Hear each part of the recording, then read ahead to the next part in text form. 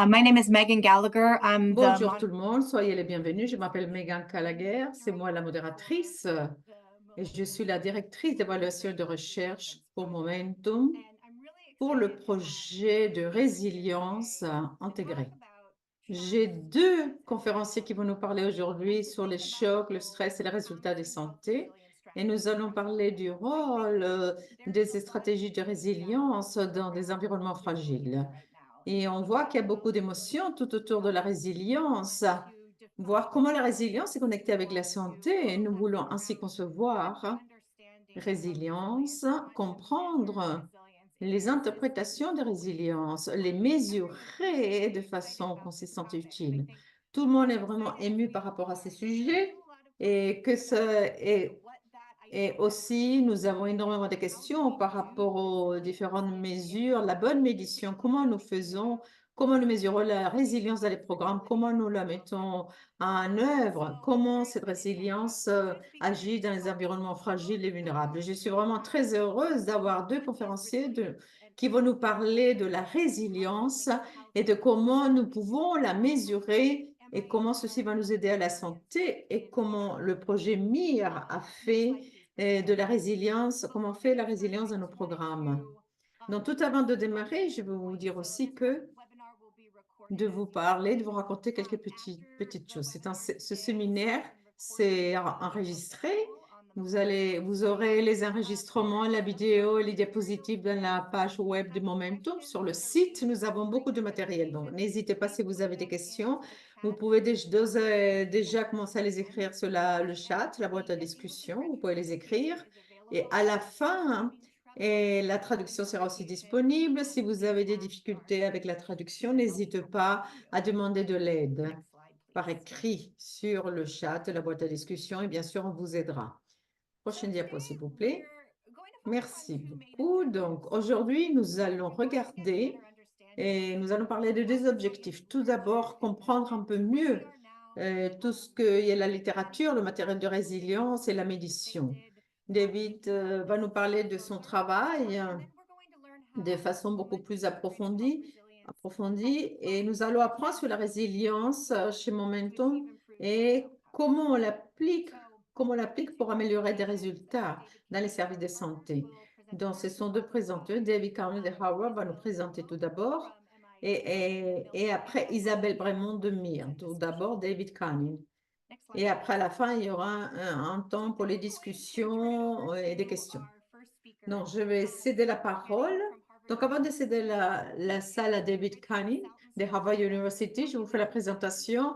C'est le c'est le PhD de Richard Salson, professeur de sciences de la population, de Population Science, un expert dans l'école publique de Harvard, PH, en regardant les changements et dans tous ces thèmes macroéconomiques pour améliorer l'impact du capital humain dans le développement économique. Merci beaucoup, David, d'être parmi nous. Je te cède la parole alors, David.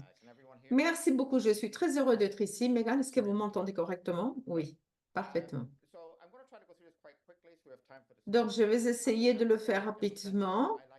Je suis un académicien, professeur, donc j'aime tout ce qui est méthodique, mais je vais essayer de me concentrer dans les conclusions. Prochaine diapo, merci.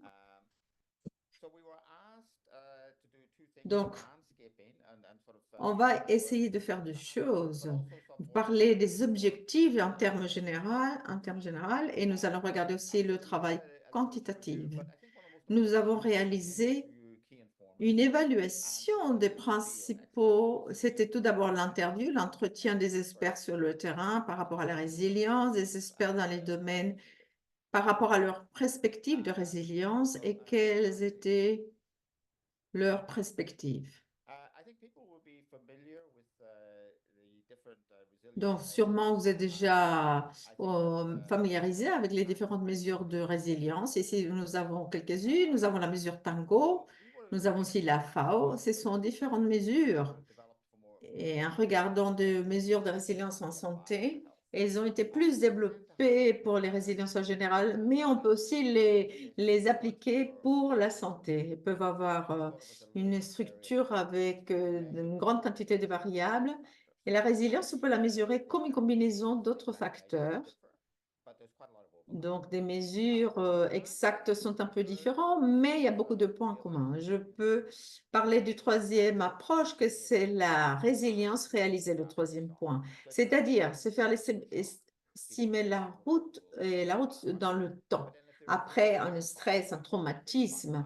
Dans cette mesure de résilience individuelle, à partir du moment de la récupération, après avoir subi un choc, un stress. Donc, l'idée, cette résilience réalisée, l'idée, c'est connecter ces mesures avec de voir comment les gens répondent, comment cette population, comment elle fait sa propre résilience individuelle et regarder toutes ces réponses de façon individuelle. Donc, donc, alors, quelles sont les différentes mesures qui sont concurrence pour la mesure de résilience? Donc, il y a la mesure Crook à gauche, elle a 5 domaines, la science, diversité, autorégulation, intégration, adaptation, et il y en a d'autres. Ceci est plus centré dans les systèmes de santé où on mesure au niveau de ces établissements de santé. C'est une mesure qui nous intéresse et que nous allons. Et il y en a d'autres, Hartfield, Zhao, Kahn, qui ont plus de caractéristiques plus individuelles. Mais c'est pour vous donner un petit peu un aperçu de toutes ces différentes mesures de résilience, d'être en syntonie et de la médiation de ces résultats. Donc, mais la façon qu'on fait la combinaison peut changer un petit peu. Non, nous allons passer à la prochaine diapositive. Donc, par rapport à notre évaluation, nous avons trouvé que FAO et Tango sont très utiles pour construire des variables. Et il y a un outil très utile aussi, ArcDI, qu'on peut la mesurer avec des indicateurs. Et on peut faire une combinaison de tous ces outils pour mesurer la résilience globale. C'est que ce soit au niveau de foyer, communautaire, individuel ou des systèmes. Donc, c'est un thème multidimensionnel, de dimensions.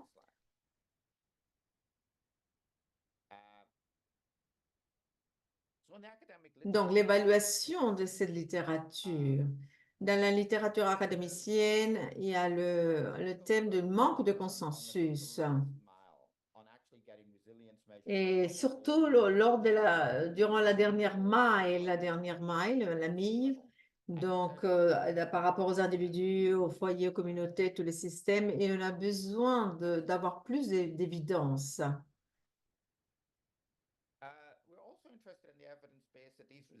Non, nous nous sommes intéressés aussi à la méthodologie qui se base sur les évidences, que nous devons savoir comment mieux répondre face à ces chocs et comment répondre. Il n'y a pas beaucoup d'experts sur le terrain, nous n'avons pas assez de données.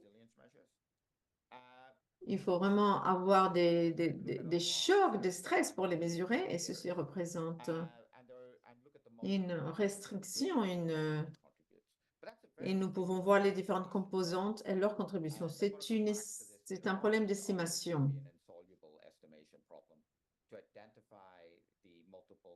C'est un problème pour identifier toutes les composantes de la résilience. Et les entretiens avec les informateurs clés, que ce soit académiciens, des praticiens, dans la recherche, des experts en santé. Quelque chose qui surgit comme un résultat de tous ces entretiens, c'est voir les différentes perspectives entre les pratiquants et les académiciens. Les académiciens ont plutôt une définition autour du débat et il y a des doutes par rapport aux différentes mesures, mais les pratiquants ont plus une perspective par rapport à un consensus général qu'on sait, ils savent quelles sont les composantes en termes généraux avec ces praticiens et la différence pour eux était moindre par rapport à ces mesures. Et ce n'était pas un problème de définition, de compréhension de résilience, mais surtout de la mise en œuvre, de comment nous pouvons améliorer cette, en passant à une stratégie de mise en œuvre. La différence entre les différentes mesures n'était pas vraiment très importante et ils se sont surtout centrés dans la mise en œuvre de ces mesures. Donc, ils avaient l'impression que les communautés pouvaient répondre. Non, celles qui répondent le mieux, ce sont celles qui comprennent les caractéristiques, qu'ils ont une forte participation de la communauté, quand il y a une bonne communication et information et pouvoir partager. Donc, le contexte communautaire est très important. C'est une très importante composante. Alors, quelles mesures utiliser et la composante, quelle variable spécifique dans ces facteurs n'était pas aussi importante, pour ainsi dire. Donc, il existe un écart de perspective entre les académiciens et les praticiens. Donc, pour mettre l'accent sur ce point, les praticiens sentaient qu'il y avait un outil, assez d'outils, et le principal défi, c'était la opérationnalisation ou la mise en œuvre. C'est la différence avec les académiciens. Donc, il faut arriver à un consensus de ces mesures de résilience. Et au lieu de chercher la mesure parfaite, c'est ce qu'on essaye de faire, nous, les académiciens, c'est chercher plutôt des mesures plutôt assez bonnes. Et une fois qu'on a la cohérence, pouvoir la mettre en œuvre et on la met en pratique. Donc, les efforts doivent être beaucoup plus marginalisés, se centrer beaucoup plus à utiliser les mesures et les utiliser dans différents scénarios, différentes formes pour ainsi pouvoir faire la mise en œuvre. Les analyses quantitatives, très important aussi. Dans différents pays, nous avons fait cette analyse quantitative dans 4 pays pour faire la recherche. L'idée de pseudo-panel. Comment sont les personnes avant, durant et après un choc et comment elles vont répondre à long terme. Nous avons différentes sessions qui se répètent et nous pouvons créer un pseudo-panel en faisant une correspondance entre les différents panels. Je ne vais pas vous ennuyer avec les différents points techniques, mais c'est une façon de réussir de l'information beaucoup plus réaliste des données disponibles. Et ce que nous voulons regarder, c'est que durant les chocs dans les thèmes de santé, quelle est la sensibilité avec le temps et bien d'autres facteurs. Comment les différentes caractéristiques sont importantes et ont un point important. Et ici, les différentes recherches de DHS par pays et par année, du Burkina Faso, Tanzania, Congo.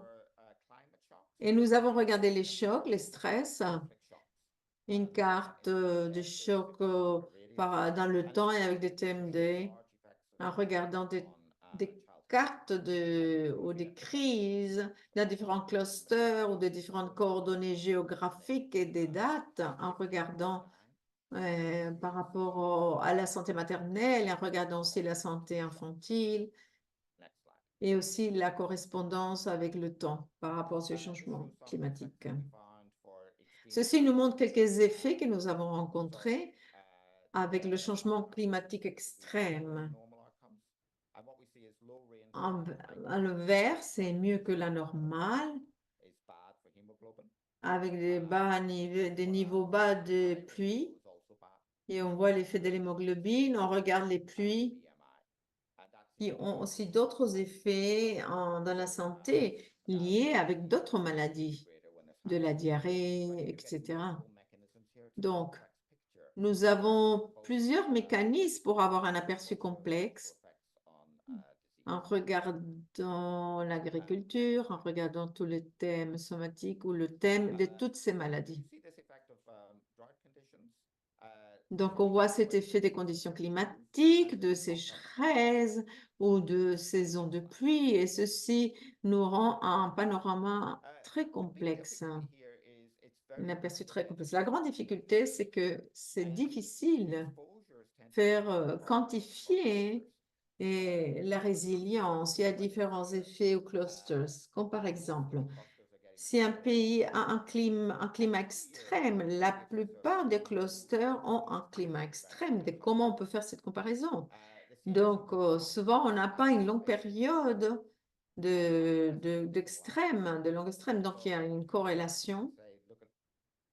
Et si on regarde en arrière, si on regarde les chocs d'il y a quelques années, des stress il y a quelques années, des troubles, perturbations, on peut voir qu'il y a eu des époques où, durant des années, sans avoir de chocs extrêmes. Donc, c'est un peu difficile de regarder les données croisées, car souvent, on n'a pas ces points de comparaison entre les différents pays ou clusters pour ainsi comparer les effets des extrêmes. Donc, je veux vous montrer ici un résumé, petit résumé du problème dans ces études quantitatives de résilience. La plupart dans le domaine de la santé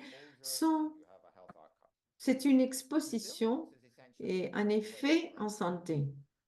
La résilience est une interaction des 3 jours. Quand il y a un choc, il faut regarder les structures, comment elle impacte les personnes dans le temps avant, durant et après, comment elles vont avoir de la récupération long terme. Et après, on voit la mesure de résilience, c'est une de ces 3 mesures de résilience que nous avons vues avec différentes caractéristiques au niveau de la communauté qui vont permettre de faire face à ce choc. C'est une dimension de 3 parties. C'est une interaction de 3 dimensions beaucoup plus difficile. Et les chocs sont rares et ils ne sont pas souvent en relation entre eux. C'est difficile alors Donc, c'est possible théoriquement faire cette évaluation croisée, mais c'est très difficile dû aux données que nous avons. Donc, il y a une façon pour pouvoir simplifier et pour les rendre plus empiriques, c'est aller à des chiffres, à un plus grand nombre de pays, beaucoup plus de pays, un meilleur modèle Et c'est là on pose la question, est-ce qu'il y a une homogénéité dans les pays ou dans les environnements beaucoup plus fragiles? Donc, les recommandations de résilience en santé, qu'est-ce que nous pouvons conclure alors? Donc, on doit se centrer dans choisir une mesure. Et cette mesure commune doit être utilisée dans différents pays. La connexion entre la mesure de résilience, il n'y a pas un substitut par rapport aux études des données de panel. Je dirais plutôt que j'aimerais plutôt une approche DHS+, de collecte de données de tous les jours, que ce soit plus routinier, plus fréquent. Et avoir ces captages de données, des données plus fréquents. Et les autres mesures quantitatives, ça sera plus facile de regarder une mesure de résilience que les résultats. Donc, Donc, nous avons justement une mesure de résilience pour la mise en œuvre. Il y a beaucoup de mesures à beaucoup de dimensions, mais on doit voir quelle est la meilleure mesure, quelle composante est plus importante dans les thèmes de résilience de la santé. Donc, je pense que, alors, si on a une mesure, comment celle-ci va impacter les résultats dans les thèmes de santé? Ces données empiriques vont nous permettre de distinguer, ne nous permet pas d'identifier, pardon, quelle est la meilleure ou la meilleure ou la moins bonne mesure, et c'est pas très pratique. Il vaut mieux se focaliser dans le résultat. Je pense ce n'est pas facile de distinguer entre les meilleures mesures ou quelle est la meilleure mesure. Ce n'est pas une question, il y a beaucoup de mesures Pour nous, les académiciens, c'est très important, mais pas tellement pour la pratique. Ce que nous devons faire ici, c'est avancer, de choisir une mesure adéquate, appropriée. J'aime le travail de Chris Berry Daly. Daly a fait une mesure pour toutes les maladies très pratique. Donc, je pense que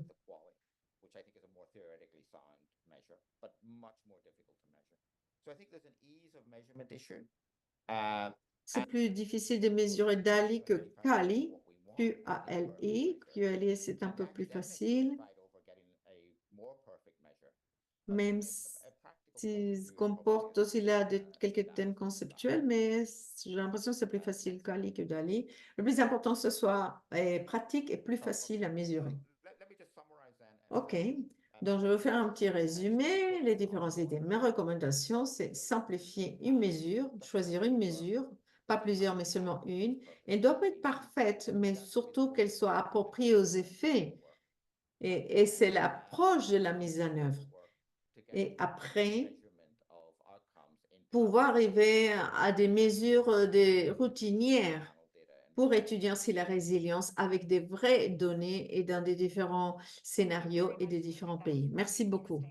Merci beaucoup, David. Vraiment très intéressante ta présentation. Si vous avez des questions ou des commentaires, s'il vous plaît, n'hésitez pas à les écrire. Et durant la session des questions et des réponses, écrivez-les pour ne pas les oublier. Et à la fin, on en parlera là.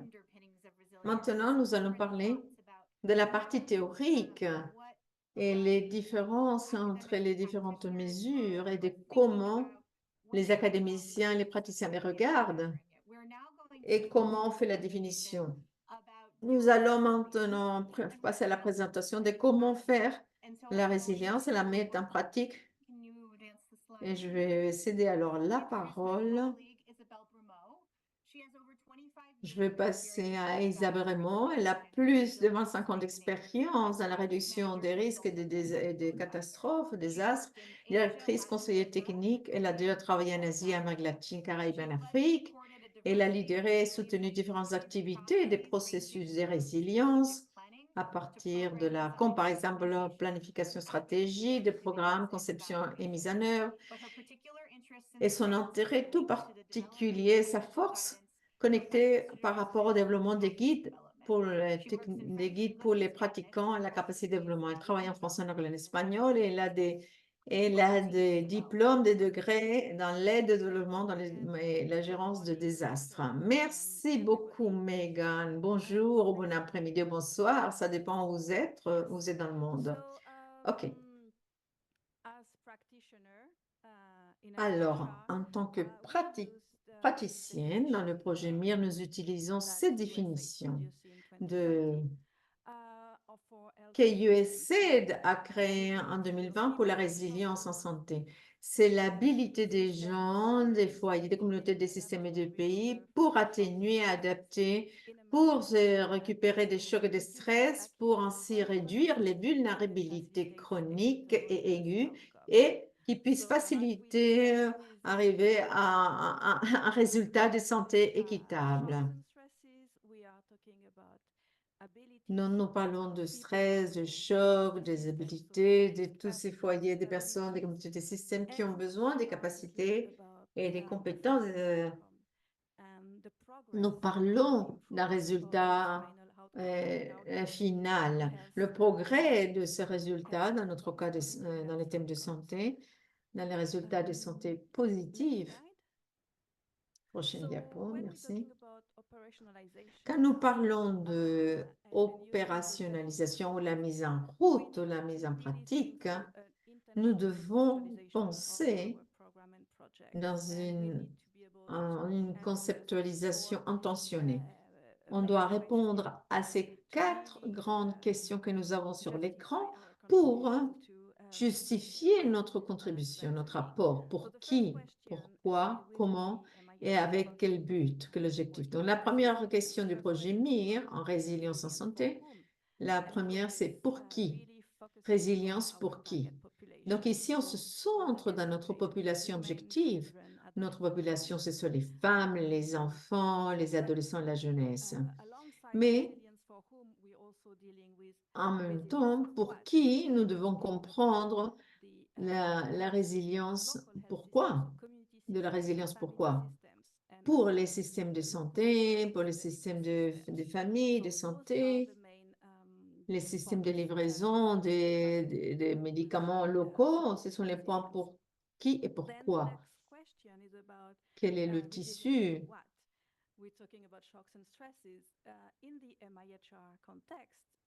Et, et en parlant dans le contexte de MIR, ce choc et stress, c'est un des principaux problèmes car nous travaillons dans des environnements très fragiles, des zones où il y a des conflits, il y a aussi qui surgissent énormément de violences, de crises et d'insécurité. Nous faisons face aussi à tout ce problème de thèmes climatiques, les inondations, les sécheresses, des épidémies. Et donc, ce sont les chocs où nous nous centrons. En DRDC, par exemple, des République démocratique du Congo, on se centre aussi dans les éruptions volcaniques. En 2021, la dernière éruption volcanique aussi qui a eu lieu a impacté de façon dramatique le système de santé où nous travaillons. Donc. Et la troisième question est très importante aussi, et celle dont nous discutons aujourd'hui avec le professeur Cunningham, c'est comment on peut le rendre opérationnel, comment on peut le amener à la mise en œuvre, quelles sont les stratégies efficaces de la mise en œuvre, comment nous faisons les choses, comment. Et c'est le point dont je vais vous parler, je vais essayer de vous présenter ici dans quelques instants. Et la dernière question sur quel est l'objectif, quels résultats nous voulons garder ou avoir, pourquoi voulons-nous faire ceci, qu'est-ce que nous voulons améliorer. Et dans notre cas, c'est réduire la morbidité ou mortalité et entre les femmes, les enfants et les jeunes dans le temps, malgré tous les chocs et les stress attendus. Donc, le travail de Harvard a mis le point, comme on a entendu de David, très clairement, il y a une connexion entre les chocs et les résultats de santé et le besoin d'avoir une meilleure mise en œuvre, une meilleure mettre en opération plus efficace. Il y a une évidence sur quelles sont les forces. C'est très important pour nous en tant que pratiquants, praticiens, de développer ces mesures des interventions et avoir une intervention intentionnelle en intégrant la santé de façon intentionnelle, que ce soit de la résilience traditionnelle et centrée dans la santé pour améliorer les résultats. Donc maintenant, je vais en parler de quelques points, quelques-unes des interventions et de ce que nous sommes en train de faire chez MIR. Comme par exemple, il s'agit de l'intégration d'une approche de la santé traditionnelle. Comme vous connaissez déjà beaucoup d'entre vous, vous savez que c'est clé, les interventions de santé traditionnelle. Et on peut aussi augmenter l'approche de résilience dans ces abordages, dans ces approches traditionnelles. Il s'agit que l'agent de santé puisse améliorer tous ces outils de médiation que la plupart d'entre vous connaissez. Le AIM, le Toolkit des AIM, c'est un outil qui a été développé il y a quelques années. Il y a 10 composants dans cet outil qui sont en relation avec le succès communautaire et des programmes en regardant le regroupement, la supervision, la formation et les encouragements pour les agents de santé communautaire. Mais on sent qu'il manquait quelque chose. Car nous travaillons dans des environnements très fragiles, dans des endroits très propices à des risques climatiques. Donc, nous avons décidé de le regarder plus en profondeur, de façon intégrale, pour voir comment on pouvait intégrer des facteurs avec un abordage beaucoup plus de risques et de résilience. Et nous avons trouvé 3 composantes pour améliorer cet outil. Le premier, c'est les systèmes et les structures pour la résilience communautaire, en regardant comment on pouvait avoir un soutien sur ces systèmes et ces structures dans les thèmes de préparation, cohésion au niveau communautaire, pour obtenir une meilleure résilience. Une autre composante importante, c'était la sécurité des résiliences des agents de santé, car c'est eux qui travaillent directement et on sait qu'ils travaillent dans des environnements très difficiles, qui ne sont pas sûrs. Donc, on devait être sûr qu'on prenait en compte cette sécurité de ces agents de santé pour qu'ils puissent continuer à donner cet apport, ce soutien à la communauté, même durant les crises. Et la troisième composante, la communication des risques et la participation active de la communication. Cet outil est disponible, virtuel et numérique en ligne dans la page de Momentum. Vous pouvez la voir. Vous allez trouver les nouvelles composantes que nous avons déjà publiées. Et grâce à ce travail, on espère pouvoir aider, renforcer les sources de résilience dans la communauté en créant des meilleures connexions, que ce soit sociales, en améliorant le capital social, en faisant des connexions avec le capital social et l'auto-soin, l'auto-efficacité, la préparation, le capital humain, le comportement humain et la cohésion sociale. Donc, au niveau de la communauté, pour apporter par rapport au travail qu'on fait avec les agents de santé, ils sont des acteurs clés dans le soutien et assurer et garantir les résultats de santé dans une autre activité qui a été faite plus à partir des activités de résilience traditionnelle, où on a fait l'intégration, on a intégré une approche de santé beaucoup plus spécifique. Il s'agit d'un plan, d'une planification au niveau de la communauté. C'est l'action planisme, mais lidéré comme leader la communauté, car c'est une composante importante pour la préparation des résiliences, pouvoir développer ce plan d'action pour mieux se préparer, qui puisse inclure des aspects des surveillances, de monitoring, de santé maternelle et néonatale, de comment quel va être l'accès aux soins prénatal, postnatal, et comment la communauté va avoir accès à des services de planification familiale ou des services de santé durant les crises, en regardant aussi d'autres problèmes de santé et des problèmes autour de WASH, tout le thème du lavage des mains, de l'hygiène de WASH et les pratiques et des pratiques de bonne santé. Donc, c'est un complément du kit pour les agents de santé. Donc, un autre exemple, sur la prochaine diapo, merci. Donc, nous parlons ici au niveau de la communauté. Maintenant, on a parlé de la communauté. Maintenant, on va parler des établissements de santé, tous ces centres de santé, les installations au niveau local. Dans la dernière mile, comment se trouvent ces centres de santé dans ces dernières milles où c'est vraiment critique pouvoir donner un soutien, un appui, nous assurer qu'il y a un minimum niveau de continuité et de qualité de services essentiels, primaires, durant les crises.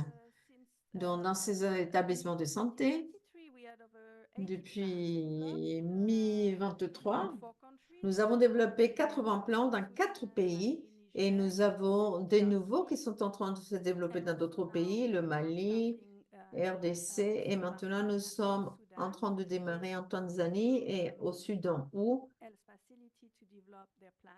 nous aidons ces établissements de santé.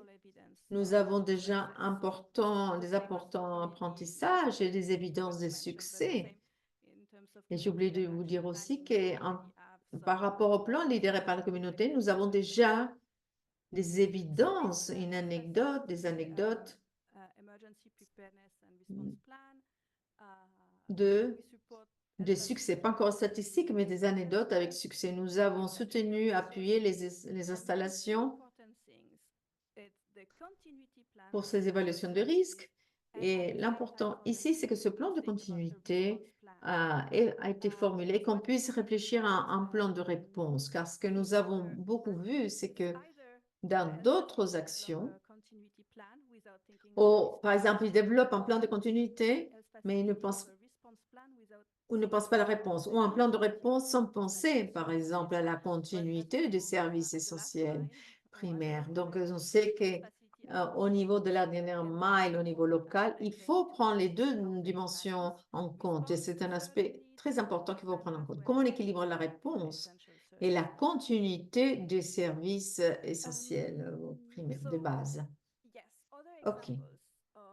D'autres exemples d'intégration de ce que nous avons fait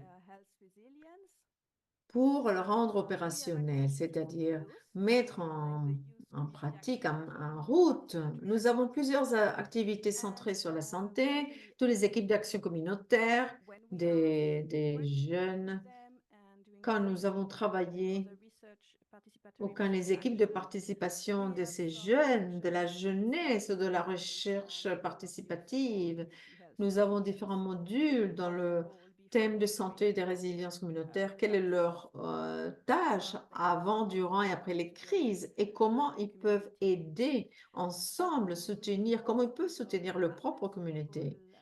Aussi avec des partenaires locaux, avec des ONG locales et des partenaires locaux et des ONG locales, nous avons une amélioration de la capacité des interventions dans différents pays où on a inclus l'outil d'évaluation et nous avons intégré des actions. Nous avons intégré des actions sur le risque et résilience.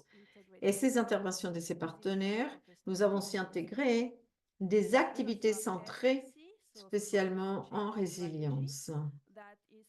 Nous avons aussi SBC, ce sont des stratégies, c'est un outil pour stratégie des changements de comportement sociaux pour améliorer la résilience en santé et améliorer les outils avec cette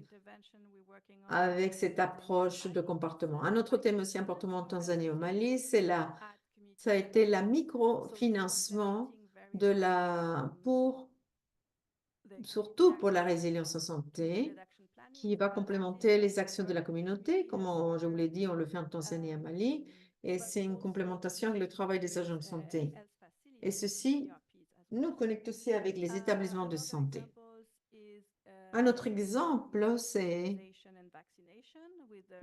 par rapport au thème de la vaccination, nous arrivons à chaque district, à chaque communauté, dans l'intervention REC, c'est-à-dire arriver à chaque communauté, arriver à chaque enfant. C'est son REC, pouvoir arriver à chaque enfant et à chaque reach in every child, every community. Donc, nous avons publié sur la page ces activités. Quelques-unes ont été publiées, d'autres, on va les publier avant la fin du projet. Donc, soyez attentifs par rapport à ce que nous allons publier sur la page. Prochaine diapo, s'il vous plaît. Merci beaucoup. Donc, un autre aspect de médiation supplémentaire dont le professeur David nous en a parlé lors de son intervention est ce que nous avons mis en route. Nous avons essayé d'appliquer dans le projet Momentum. C'est le panel data. Panel data, ce sont des données de panel qui le rendent plus statistique et comparatif au niveau des pays. Cette comparaison. Ici, on a conçu une enquête récurrente de surveillance, de monitoring. C'est un système, avant on l'appelait enquête, maintenant c'est système de monitoring récurrent qui regarde les données de ces panels durant 3 ou 4 mois. Et ces données vont nous aider beaucoup à regarder ces 3 catégories dont je vous ai parlé. Des résiliences, choc et stress, et 2 capacités, ressources de résilience, que maintenant on appelle ressources et résultats de santé. Donc, c'est 3. Donc, nous faisons le suivi tous les 3-4 mois de façon récurrente et on arrive, on va arriver au 3e tour de collecte et de cette récurrence et bientôt nous aurons quelques articles pour vous pour et nous allons avoir plusieurs publications. On va vous présenter l'apprentissage et les conclusions de ces systèmes de médiation récurrents et qu'on est en train de réaliser avec l'Université de Harvard. Donc, c'était ma dernière diapositive. Merci beaucoup. Je pense qu'on arrive à la session de questions et réponses. Merci, merci beaucoup, Isabelle. Excellente présentation. Isabelle a énormément voyagé. Merci beaucoup. Merci d'être ici avec nous, d'être ici. On voit que c'est un exemple de résilience. Donc, vous pouvez écrire vos questions ou lever votre main. Vous pouvez très bien les écrire ou lever votre main. La question sur le chat, c'est quelque chose qui fait partie d'une question plus large que j'ai de penser dans le travail que tu as fait, David, avec DHS pour construire cet ensemble de données, ce pseudo-panel en pensant au travail que nous faisons à RDC. Par exemple, dans ces 4 pays, c'est en regardant une cohorte des enfants de 20 pays en regardant le choc et le stress. Quand on pense à Panel Data et ces données de panel, tout particulièrement en relation avec la résilience, donc la question c'est, est-ce que toutes ces données de panel sont pareilles ou est-ce qu'il y a des variables ou des données qui doivent être dans les enquêtes pour pouvoir répondre à des questions à long terme, près, durant et après les chocs? Je ne sais pas si tu comprends ma question. Oui, je vais y répondre. Donc, le data panel va dépendre de la question. Moi aussi, je travaille dans les thèmes des personnes de plus de 50 ans dans des pays développés. Maintenant, on commence dans des pays en développement. On a démarré en Afrique, Afrique du Sud et d'autres pays. Et ce sont tous des études de panel. Si vous avez besoin de données on a besoin de ces données pour répondre à ces questions d'intérêt. Ces données des Young Life, des jeunes vies, c'est possible de le regarder avec choc climatique. Il y a un intérêt très intéressant, très important, surtout en Afrique, dans ces environnements fragiles. Et c'est pour ça qu'on a étudié ces 4 pays. Donc, ces données de ce panel, de ce volet, c'est très important et c'est utile aussi pour d'autres dimensions et d'autres problèmes. Il y a une question de pourquoi, que voulons-nous que l'ensemble de données fasse? Moi, je recommanderais plutôt panel d'aide, ce qu'on appelle panel volet des données, et c'est des données représentatives au niveau national. Et sont plus à long terme, ce panel data et les chocs spécifiques. Et l'avantage, c'est d'avoir l'ensemble de ces données là, à large et avoir une validation à long terme dans ces environnements fragiles. Pour que ceci marche bien. Et tout ce thème aussi du contrôle les stress, le choc contrôlé. Dans ma perspective, je pense qu'on a besoin de plus d'études de volets, de panels et pouvoir la connecter avec la notion de résilience et comment ceci impacte, comment ceci impacte les données empiriques. Je vois que tu as la main levée. Jody, tu as la main levée, oui. Tu peux poser ou écrire la question.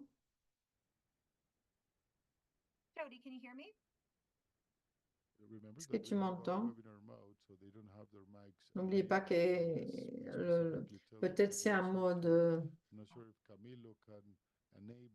S'il peut mettre le micro en fonctionnement.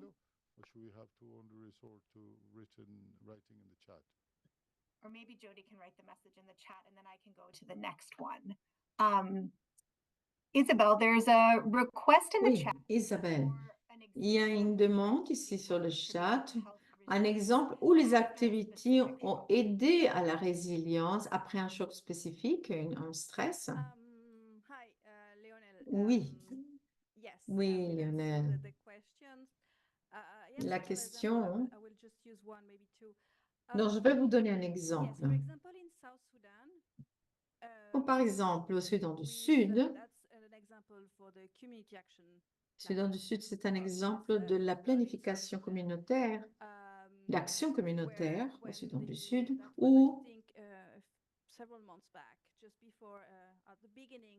il y a quelques mois, je pense qu'au début de l'année,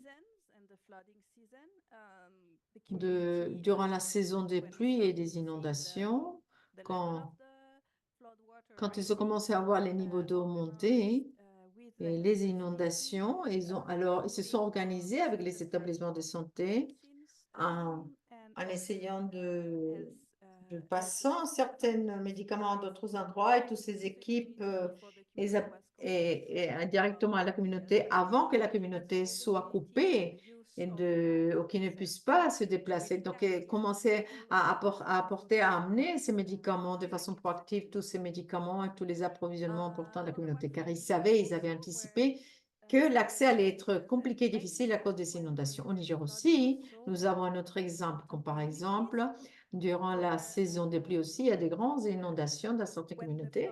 Donc là-bas,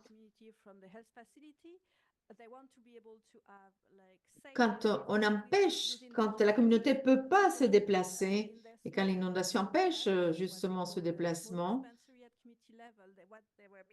au niveau communautaire, donc ils étaient en manque d'équipement pour une livraison sûre dans la communauté ou pour le magasinage. Donc ils ont réussi à trouver des fonds et se sont organisés pour garantir qu'il y ait un endroit comme,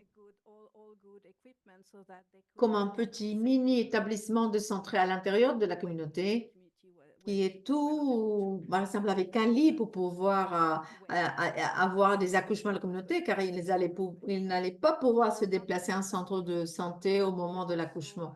Donc, un petit lit, à faire un petit centre de santé à l'intérieur de la communauté de base, mais très utile. Et aussi par rapport à tous ces thèmes de sécurité, on a beaucoup d'exemples où on a planifié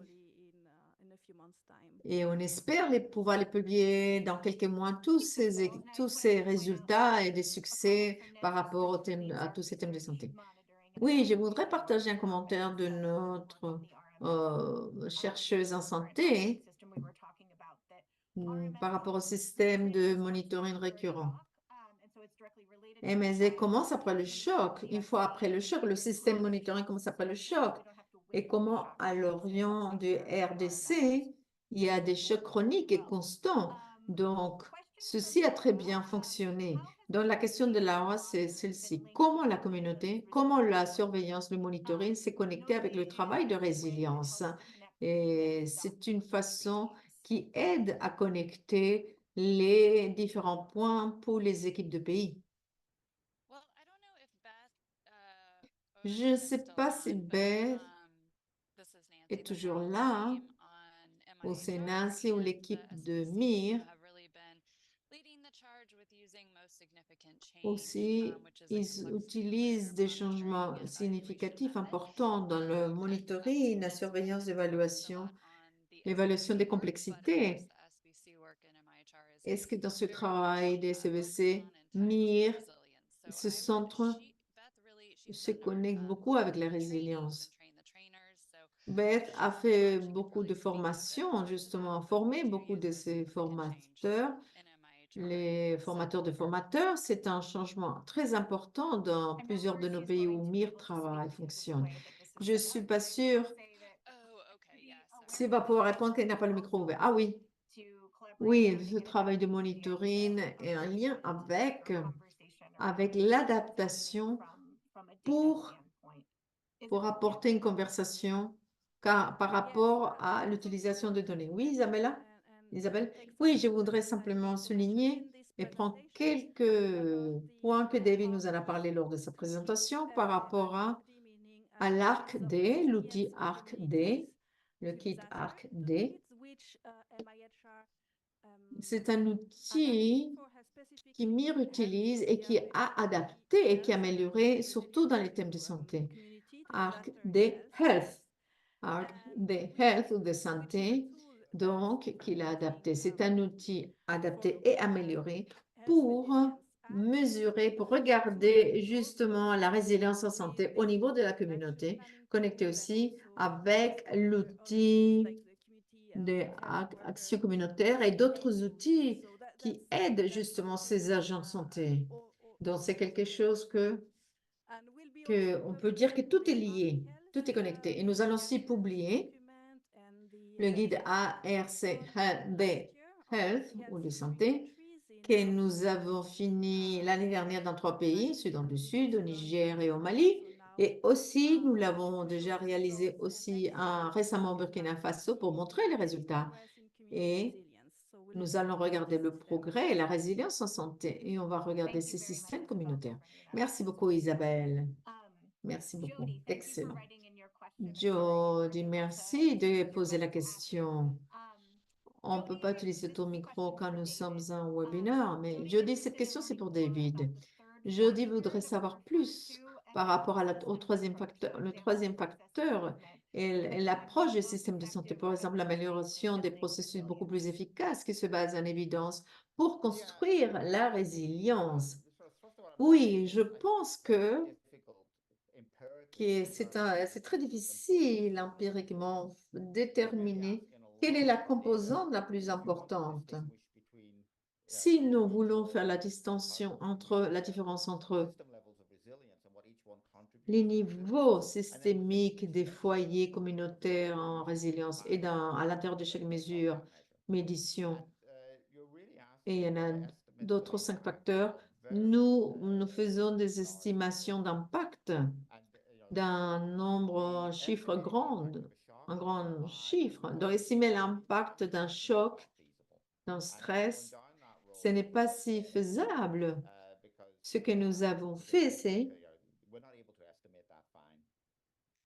nous n'avons pu justement estimer cette ligne aussi fine. C'est pour ça que nous nous sommes centrés sur quelque chose de beaucoup plus pratique, un concept plus avoir un moindre nombre de facteurs et en essayant plutôt pas autant les facteurs, mais essayer de comprendre lequel de ces facteurs fait cet impact. C'est une question plus théorique, académique. C'est quelque chose dont on ne peut pas avoir des études aléatoires ou harmonisées.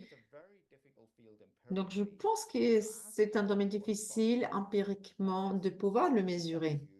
Donc, nous devons chercher des estimations plus utiles, venir plus à la partie pratique. C'est A cause B. Ici, on regarde les interactions des choses. Et c'est une interaction tripartite. C'est un thème assez complexe. Donc, si on veut savoir quelle composante exactement, laquelle est plus importante que d'autres, c'est un peu difficile. Et ceci va varier, ça va dépendre des scénarios. Donc, c'est là où on rencontre ces difficultés et c'est pas vraiment faisable. Donc, je recommande une approche beaucoup plus simple et savoir qu'on ne va pas pouvoir dire, oui, ce troisième facteur est plus important que le deuxième ou plus important que le premier. Non. Donc, c'est très important au point de vue conceptuel, mais ce n'est pas empirique et pratique. Merci beaucoup, David. Et Dan, sur le chat, notre chief Farrell au Soudan du Sud nous a apporté un exemple très intéressant de résilience en action par rapport aux inondations au Soudan du Sud et nous a donné des détails sur le monitoring de la prise de conscience, sensibilisation et la complexité de changements importants. Donc, on va s'arrêter là. Il y a excellentes questions. On ne pourra pas répondre à toutes, mais on restera en contact. Je veux remercier à nos présentateurs, à nos conférenciers. Très intéressante cette conversation, ces discussions. J'ai beaucoup apprécié votre participation. Je vais tout simplement vous dire que nous avons d'autres webinaires au futur. Nous allons passer à vous parler des prochains webinaires qui auront lieu le 31 juillet. 31 juillet, il y aura un webinaire sur les environnements humanitaires, sur le progrès dans ces domaines. Le 31 août, apprendre des défis et des stratégies de la chaîne d'approvisionnement. Et à la fin septembre-octobre, améliorer l'accès à la planification familiale et la santé reproductive en Afrique occidentale. francophone. Merci à vous tous de votre participation et votre temps d'aujourd'hui et ayez une excellente journée, après-midi ou soirée. Et merci beaucoup de votre participation. Merci, à très bientôt. Bonne fin de journée. Merci à vous tous. Au Thank you so revoir. much, everyone. Au Take revoir. care. Merci beaucoup. Merci. Excellente journée, après-midi ou soirée. Merci.